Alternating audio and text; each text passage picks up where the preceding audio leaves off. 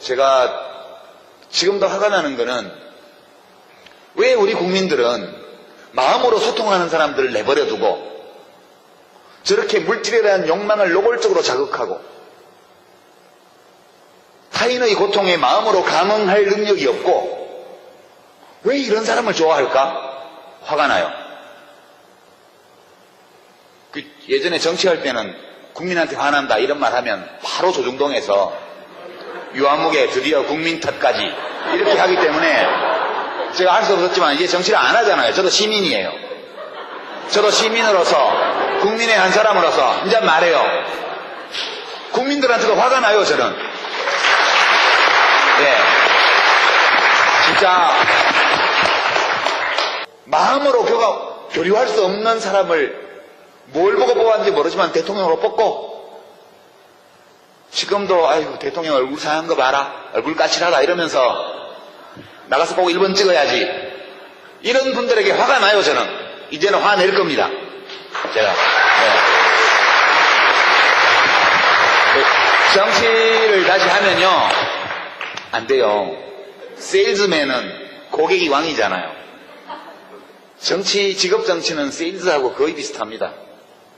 무조건 수요자에게 맞춰야 돼요.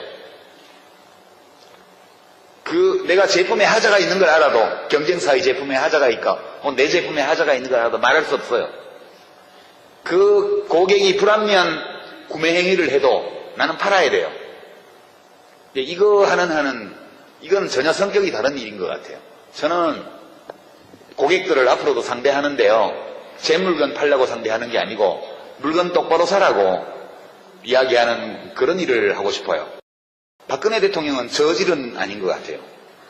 이명박 대통령처럼 저질은 아니에요. 그러나 좀 다른 글자가 들어가는 질 같아요. 여러분 마음대로 상상하십시오. 제가 세월호 사고가 날 때 진도에 있었거든요. 팽목항에서 자동차로 10분 거리에 있는 민박집에서 대한민국 현대사에 대한 글을 마무리하고 있었어요. 아침에 잠깐 민박집 아저씨가 저 앞에 배가 사고 났는데 애들은 다 구했다더라 그렇게 얘기를 해서 그런 줄 알았어요. 점심 먹으러 나왔다가 애들이 다 죽었다는 것을 알게 됐죠. 그 다음날 진도에서 나왔는데요. 잠이 잘 안 오고 밥 먹다가 이렇게 목이 막 막히고 밤에 저 혼자 민박집에서 방문을 걸어 잠겨놓고 막 소리를 지르고 그렇게 되더라고요. 제가. 그래서 그 진도에 더 있으면 안 될 것 같아서 막 그 민박집에 사람도 아무도 없었는데 나밖에 없었는데 막 기자들이 밀려들고 난리예요. 그래서 이제 제가 그날 짐을 사서 나왔는데 박근혜 대통령이 진도 체육관에 처음 갔을 때 눈물이 나와야 정상이에요. 그렇죠? 우리의 이 눈물샘이라는 거는 이거는 자율신경이에요. 내가 울어야 되겠다 이렇게 해서 울 수도 있지만 나의 의지와 상관없이 내 마음속에 슬픔이 차오르면 저절로 눈물샘이 자극되도록 우리가 설계되어 있잖아요. 어떻게 그 진도체육관에 와서 안 울 수가 있어요?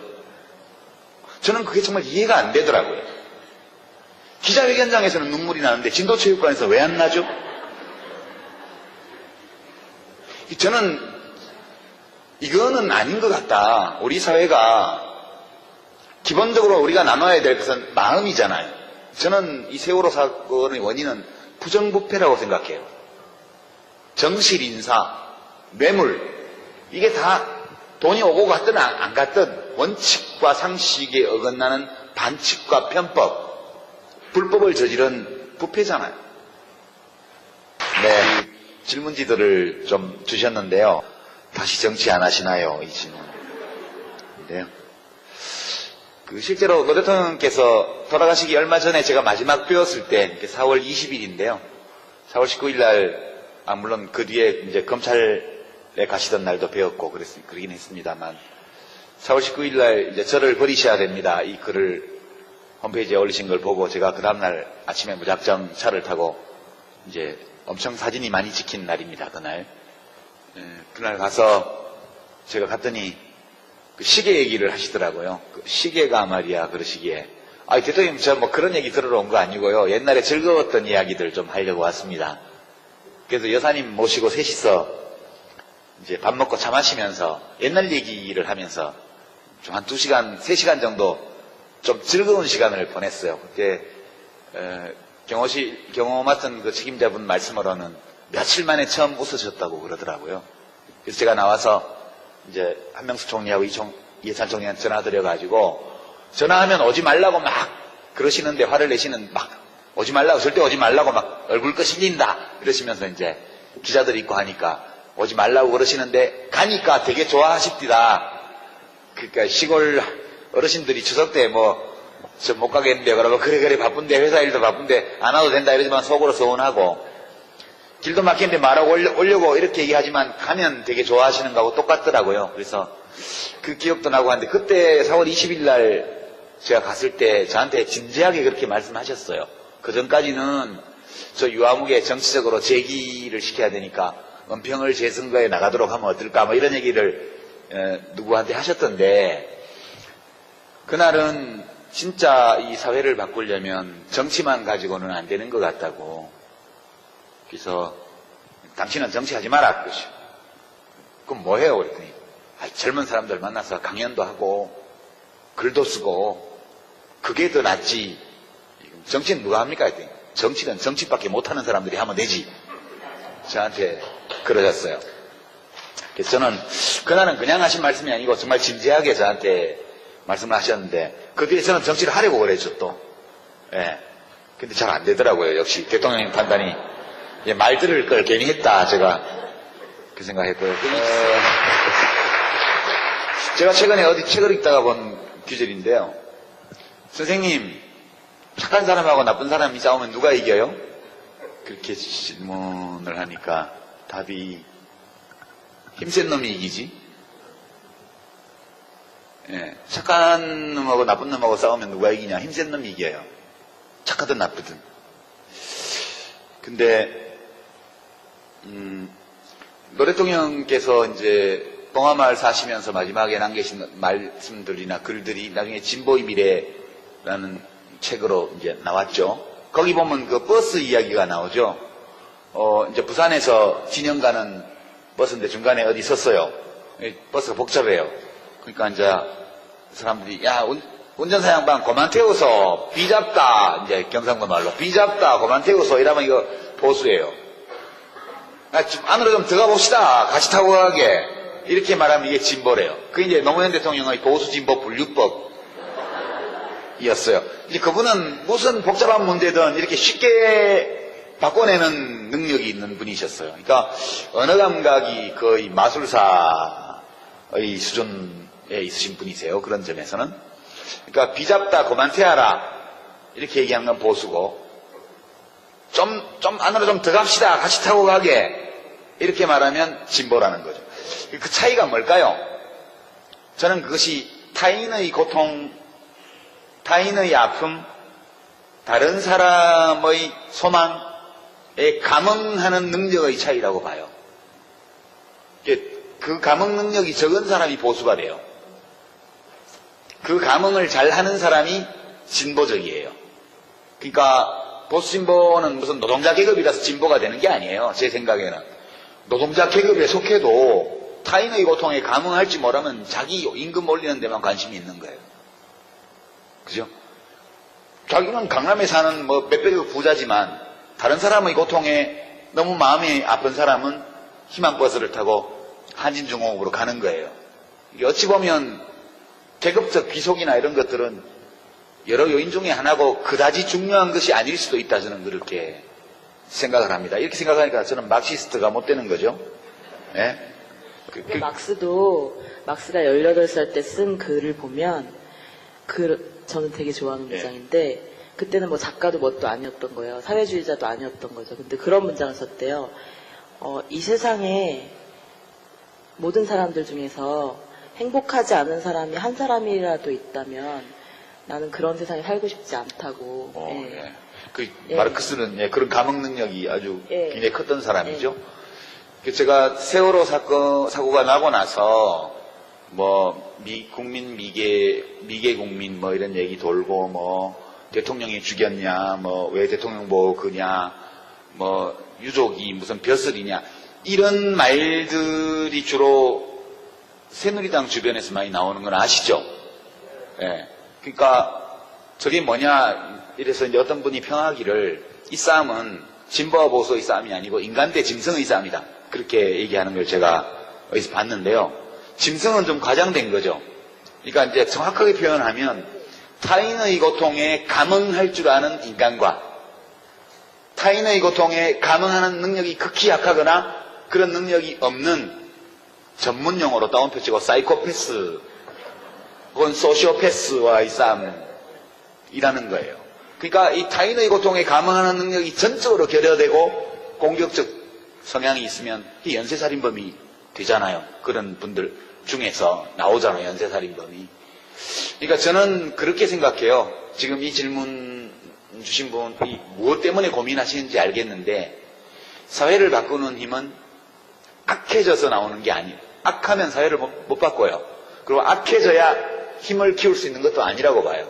진짜 큰 힘, 우리 대한민국을 이만큼의 민주주의라도 이루어지는 나라로 만든 힘이라는 것은 그 자체로서는 작지만 약하지만 선한 마음들이 수백만 수천만이 모여서 이 변화를 만들어낸 거기 때문에요.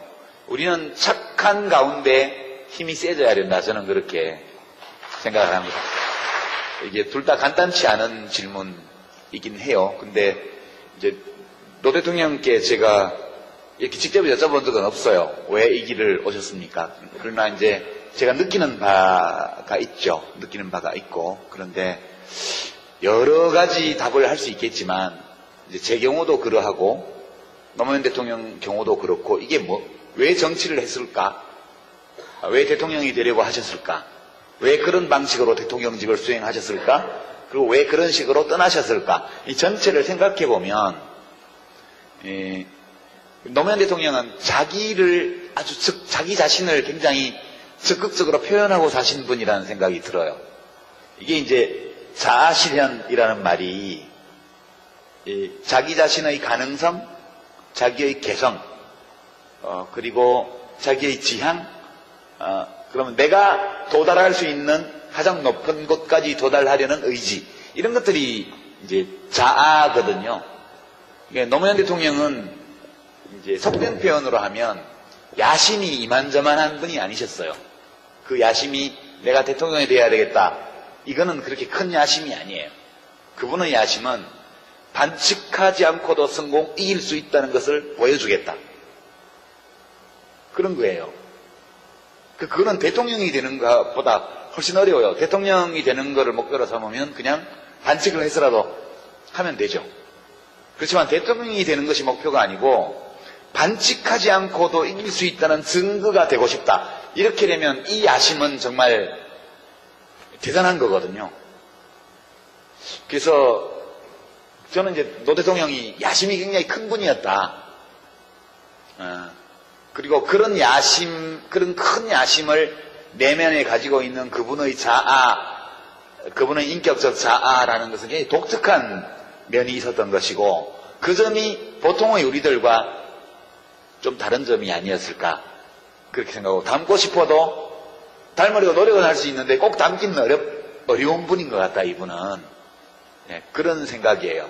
그리고 이 목표는 사실 꼭 대통령이 됨으로써만 이룰 수 있는 것은 아니고, 우리가 일하고 있는 모든 공간에서 정직하게 반칙하지 않고 살아도 성공할 수 있다는 걸 보여줄 수 있는 방법은 참 다양하게 많은 것 같아요. 그래서 저는 우리가 대통령과 비슷한 야망을 품어도 되지 않나? 그런 생각도 한편으로 하고요. 제가 정치를 한 거는 사실은 이제 저는 경상도 출신이고 서울대를 나왔고, 그런데 그게 다 싫어요, 문화적으로. 옛날에 프랑스 대혁명기 미국 독립전쟁 때 라파에트라는 프랑스 귀족이 있었는데, 그 사람은 미국까지 배 타고 건너와가지고 독립전쟁 하는데 미국 편을 들고 그랬죠. 근데 라파에트가 왜 미국 독립전쟁에 가담했을까? 이제 이거에 대해서 여러 가지 분석이 있는데, 어떤 학자가 분석하기로는 그 당시 유행하던 춤을 출 줄 몰라서, 그러니까 귀부인들이 살롱에 왔다 갔다 하면서 노는 게 체질에 안 맞아서 이제 전쟁터로 갔다는 거죠. 그런 면이 좀 있는 것 같아요. 저는 사실 뭐 너무 화가 나서 그때 정치를 했고요. 솔직히 노무현 노무현 후보 시절에 그렇게 사람들이 가볍게 여기고 업신여기고 이렇게 하는 걸 보면서 진짜 분통이 터져가지고 했고요. 저는 그분을 꽤 오랫동안 알아왔지만 제가 서울대를 비롯한 이른바 명문대 운동권에서 직접 겪어보았던 그 어떤 분들보다 뛰어난 분이셨어요. 저는 능력 있는 사람을 좋아해요. 제가 사실 특성이 똑똑한 사람 좋아하고요. 능력 있는 사람을 좋아하고 의지가 강한 사람 좋아하고 걸출한 어떤 사람을 흠모하는 경향이 저한테 있어요.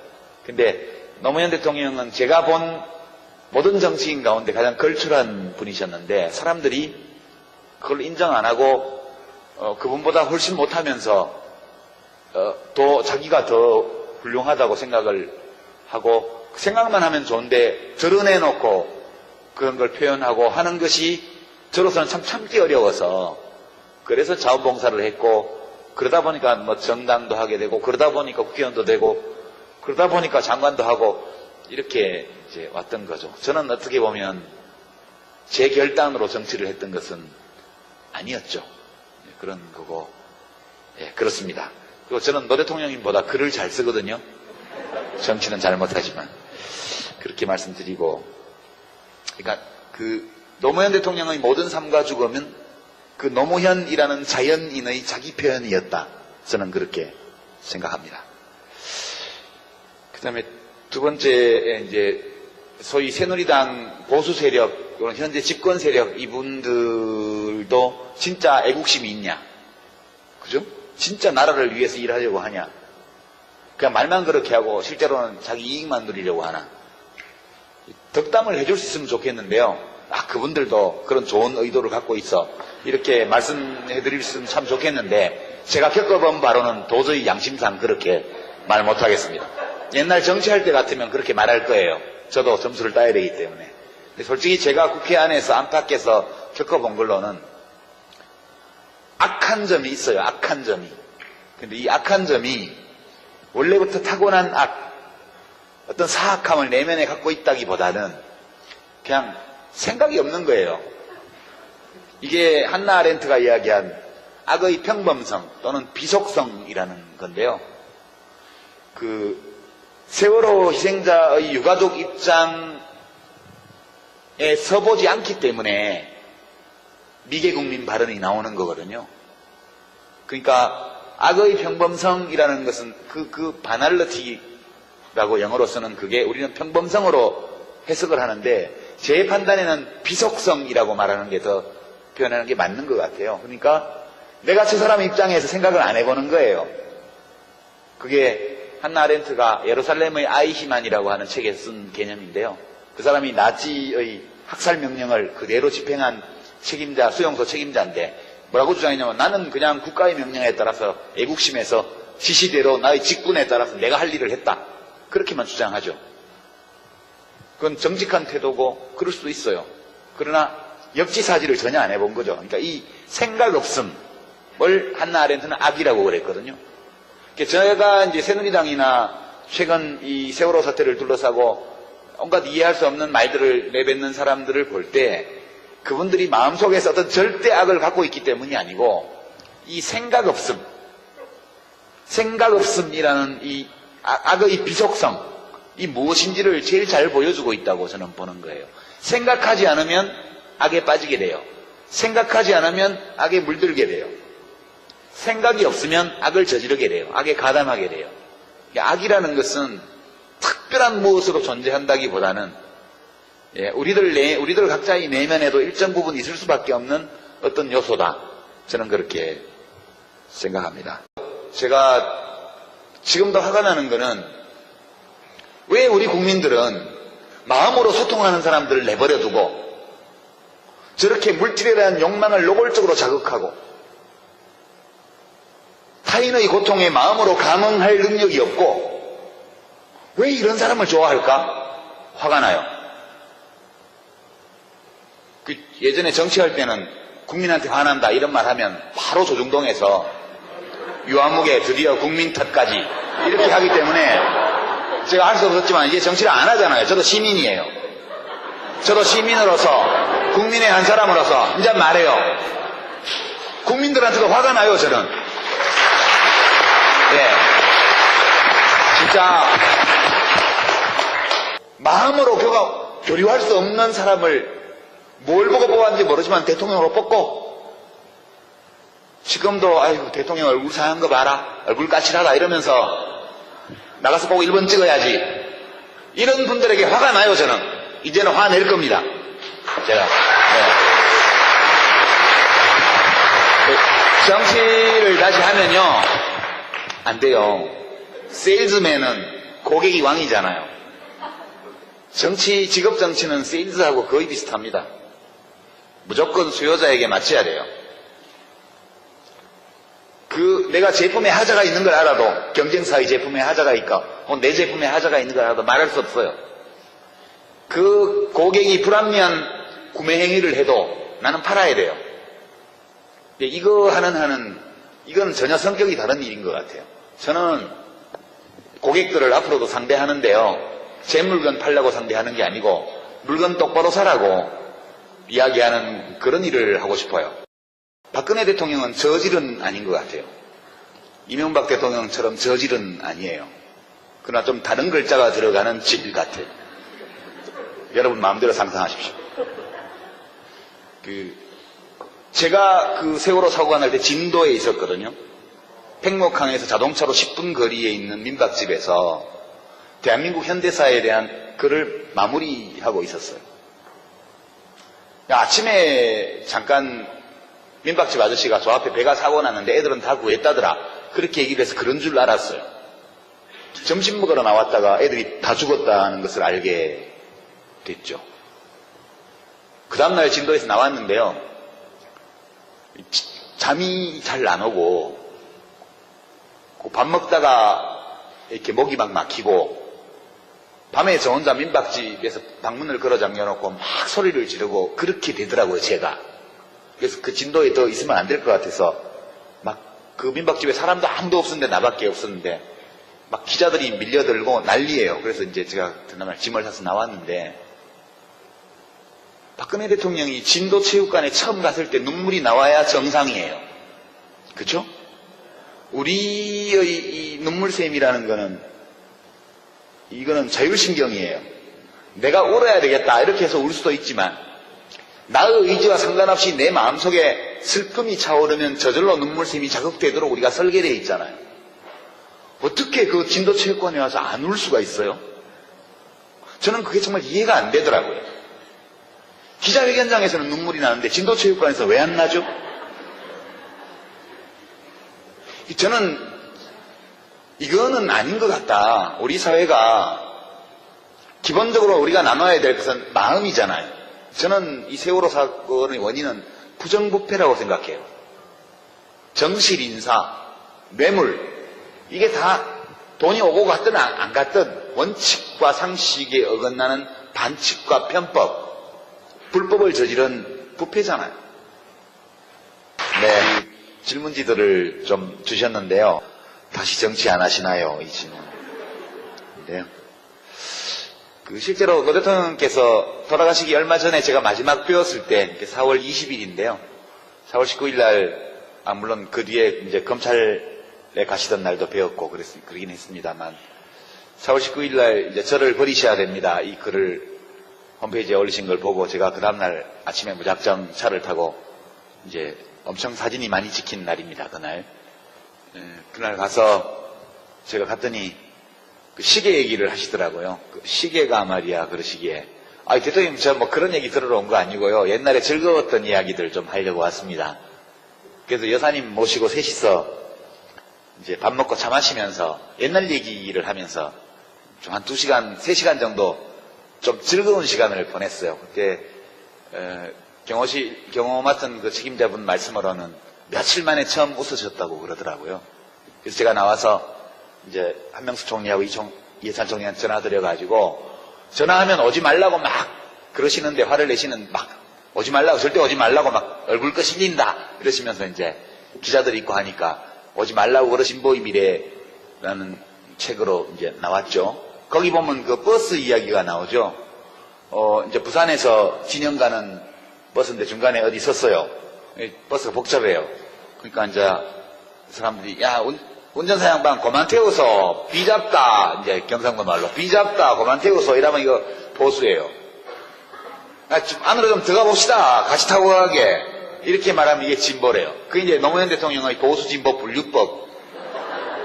분류법이었어요. 이제 그분은 무슨 복잡한 문제든 이렇게 쉽게 바꿔내는 능력이 있는 분이셨어요. 그러니까 언어 감각이 거의 마술사의 수준에 있으신 분이세요. 그런 점에서는.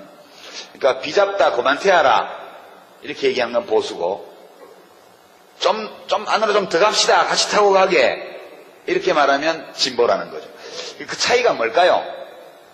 저는 그것이 타인의 고통, 타인의 아픔, 다른 사람의 소망에 감응하는 능력의 차이라고 봐요.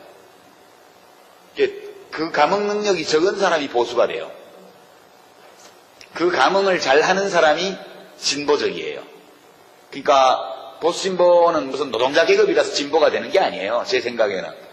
노동자 계급에 속해도 타인의 고통에 감응할지 모르면 자기 임금 올리는 데만 관심이 있는 거예요. 그죠? 자기는 강남에 사는 뭐 몇백억 부자지만 다른 사람의 고통에 너무 마음이 아픈 사람은 희망버스를 타고 한진중공업으로 가는 거예요. 이게 어찌 보면 계급적 귀속이나 이런 것들은 여러 요인 중에 하나고 그다지 중지는데 가니까 되게 좋아하십디다. 그러니까 시골 어르신들이 추석 때 저 못 가겠는데 그러면 그래 바쁜데 회사 일도 바쁜데 안 와도 된다 이러지만 속으로 서운하고 길도 막히는데 말하고 오려고 이렇게 얘기하지만 가면 되게 좋아하시는 거하고 똑같더라고요. 그래서 그 기억도 나고 하는데 그때 4월 20일 날 제가 갔을 때 저한테 진지하게 그렇게 말씀하셨어요. 그 전까지는 저 유아무개 정치적으로 제기를 시켜야 되니까 은평을 재선거에 나가도록 하면 어떨까 뭐 이런 얘기를 누구한테 하셨던데, 그날은 진짜 이 사회를 바꾸려면 정치만 가지고는 안 되는 것 같다고. 그래서 당신은 정치하지 마라 그러시오. 그럼 뭐 해요? 그랬더니 젊은 사람들 만나서 강연도 하고 글도 쓰고 그게 더 낫지. 정치는 누가 합니까? 했더니 정치는 정치밖에 못하는 사람들이 하면 되지. 저한테 그러셨어요. 그래서 저는 그날은 그냥 하신 말씀이 아니고 정말 진지하게 저한테 말씀을 하셨는데 그 뒤에 저는 정치를 하려고 그랬죠 또. 예. 근데 잘 안 되더라고요. 역시 대통령님 판단이 말 들을 걸 괜히 했다. 제가 그 생각했고요. 제가 최근에 어디 책을 읽다가 본 규절인데요. 선생님, 착한 사람하고 나쁜 사람이 싸우면 누가 이겨요? 그렇게 질문을 하니까 답이 힘센 놈이 이기지. 예, 착한 놈하고 나쁜 놈하고 싸우면 누가 이기냐? 힘센 놈이 이겨요. 착하든 나쁘든. 근데 노 대통령께서 이제 봉화마을 사시면서 마지막에 남기신 말씀들이나 글들이 나중에 하면 어떨까 뭐 이런 얘기를 누구한테 하셨던데, 그날은 진짜 이 사회를 바꾸려면 정치만 가지고는 안 되는 것 같다고.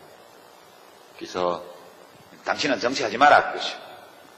그럼 뭐 해요? 그랬더니 젊은 사람들 만나서 강연도 하고 글도 쓰고 그게 더 낫지.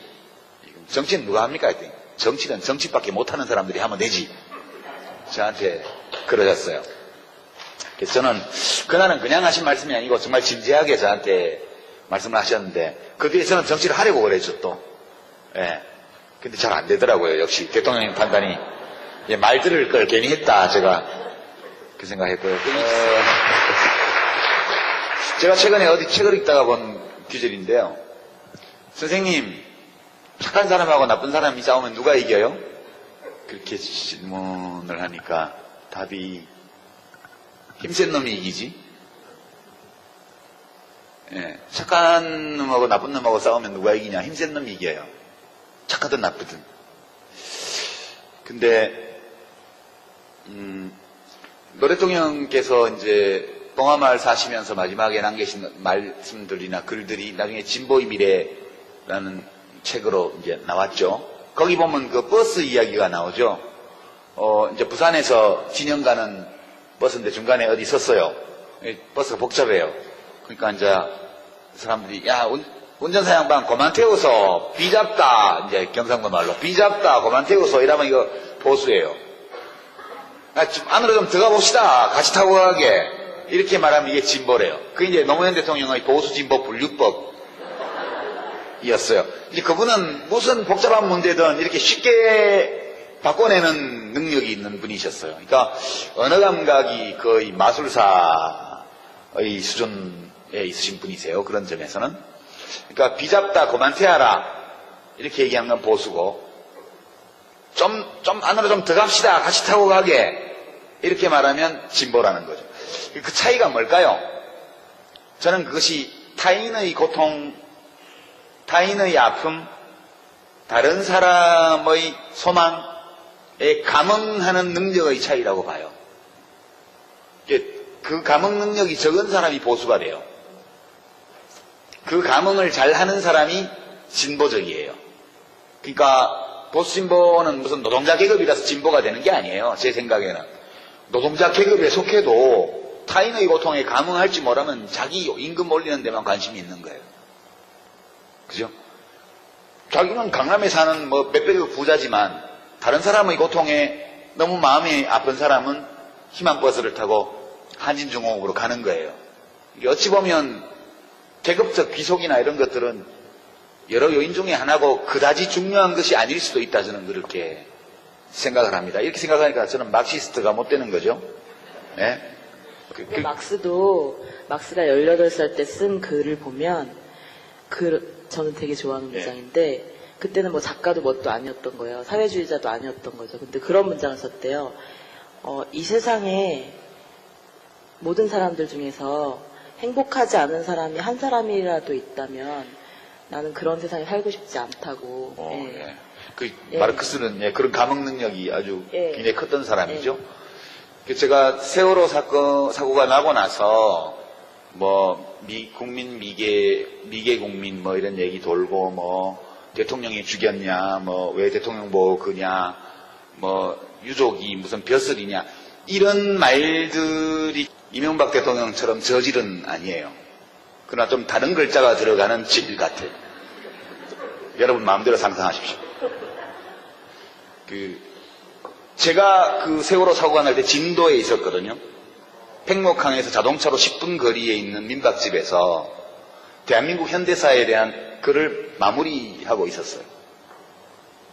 아침에 잠깐 민박집 아저씨가 저 앞에 배가 사고 났는데 애들은 다 구했다더라. 그렇게 얘기를 해서 그런 줄 알았어요.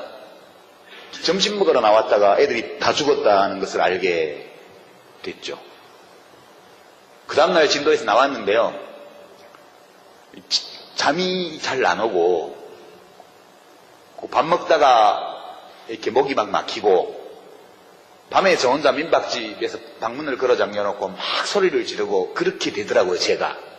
그래서 그 진도에 더 있으면 안 될 것 같아서 막 그 민박집에 사람도 아무도 없었는데 나밖에 없었는데 막 기자들이 밀려들고 난리예요. 그래서 이제 제가 그날 짐을 사서 나왔는데 박근혜 대통령이 진도 체육관에 처음 갔을 때 눈물이 나와야 정상이에요. 그렇죠? 우리의 이 눈물샘이라는 거는 이거는 자율신경이에요. 내가 울어야 되겠다 이렇게 해서 울 수도 있지만 나의 의지와 상관없이 내 마음속에 슬픔이 차오르면 저절로 눈물샘이 자극되도록 우리가 설계되어 있잖아요. 어떻게 그 진도 체육관에 와서 안 울 수가 있어요? 저는 그게 정말 이해가 안 되더라고요. 기자회견장에서는 눈물이 나는데 진도 체육관에서 왜 안 나죠? 저는 이거는 아닌 것 같다. 우리 사회가 기본적으로 우리가 나눠야 될 것은 마음이잖아요. 저는 이 세월호 사건의 원인은 부정부패라고 생각해요. 정실 인사, 뇌물 이게 다 돈이 오고 갔든 안 갔든 원칙과 상식에 어긋나는 반칙과 편법, 불법을 저지른 부패잖아요. 네, 질문지들을 좀 주셨는데요. 다시 정치 안 하시나요? 이 질문. 네. 실제로 노 대통령께서 돌아가시기 얼마 전에 제가 마지막 뵈었을 때 4월 20일인데요. 4월 19일 날, 물론 그 뒤에 이제 검찰에 가시던 날도 뵈었고 그러긴 했습니다만, 4월 19일 날 이제 저를 버리셔야 됩니다. 이 글을 홈페이지에 올리신 걸 보고 제가 그 다음날 아침에 무작정 차를 타고 이제 엄청 사진이 많이 찍힌 날입니다. 그날. 그날 가서 제가 갔더니 그 시계 얘기를 하시더라고요. 그 시계가 말이야 그러시기에 대통령 저 뭐 그런 얘기 들으러 온 거 아니고요. 옛날에 즐거웠던 이야기들 좀 하려고 왔습니다. 그래서 여사님 모시고 셋이서 이제 밥 먹고 차 마시면서 옛날 얘기를 하면서 좀 한 2시간, 3시간 정도 좀 즐거운 시간을 보냈어요. 그때 경호 맡은 그 책임자분 말씀으로는 며칠 만에 처음 웃으셨다고 그러더라고요. 그래서 제가 나와서 이제 한명숙 총리하고 이해찬 총리한테 전화드려가지고 전화하면 오지 말라고 막 그러시는데 화를 내시는 막 오지 말라고 절대 오지 말라고 막 얼굴 끄실린다 이러시면서 이제 기자들 있고 하니까 오지 말라고 그러시는데 가니까 되게 좋아하십디다. 그러니까 시골 어르신들이 추석 때 저 못 가겠는데 그러면 그래 바쁜데 회사 일도 바쁜데 안 와도 된다 이러지만 속으로 서운하고 길도 막히는데 말하고 오려고 이렇게 얘기하지만 가면 되게 좋아하시는 거하고 똑같더라고요. 그래서 그 기억도 나고 하는데 그때 4월 20일 날 제가 갔을 때 저한테 진지하게 그렇게 말씀하셨어요. 그 전까지는 저 유아무개 정치적으로 재기를 시켜야 되니까 은평을 재선거에 나가도록. 제가 지금도 화가 나는 거는 왜 우리 국민들은 마음으로 소통하는 사람들을 내버려 두고 저렇게 물질에 대한 욕망을 노골적으로 자극하고 타인의 고통에 마음으로 감응할 능력이 없고 왜 이런 사람을 좋아할까? 화가 나요. 예전에 정치할 때는 국민한테 화난다 이런 말 하면 바로 조중동에서 유아무개 드디어 국민 탓까지 이렇게 하기 때문에 제가 알 수 없었지만 이제 정치를 안 하잖아요. 저도 시민이에요. 저도 시민으로서 국민의 한 사람으로서 이제 말해요. 국민들한테도 화가 나요. 저는. 진짜 마음으로 교류할 수 없는 사람을 뭘 보고 뽑았는지 모르지만 대통령으로 뽑고 지금도 아이고 대통령 얼굴 상한 거 봐라 얼굴 까칠하다 이러면서 나가서 꼭 1번 찍어야지 이런 분들에게 화가 나요. 저는 이제는 화낼 겁니다. 제가 정치를 다시 하면요 안 돼요. 세일즈맨은 고객이 왕이잖아요. 직업 정치는 세일즈하고 거의 비슷합니다. 무조건 수요자에게 맞춰야 돼요. 내가 제품에 하자가 있는 걸 알아도 경쟁사의 제품에 하자가 있고 내 제품에 하자가 있는 걸 알아도 말할 수 없어요. 그 고객이 불합리한 구매 행위를 해도 나는 팔아야 돼요. 이거 이건 전혀 성격이 다른 일인 것 같아요. 저는 고객들을 앞으로도 상대하는데요. 제 물건 팔려고 상대하는 게 아니고 물건 똑바로 사라고 이야기하는 그런 일을 하고 싶어요. 박근혜 대통령은 저질은 아닌 것 같아요.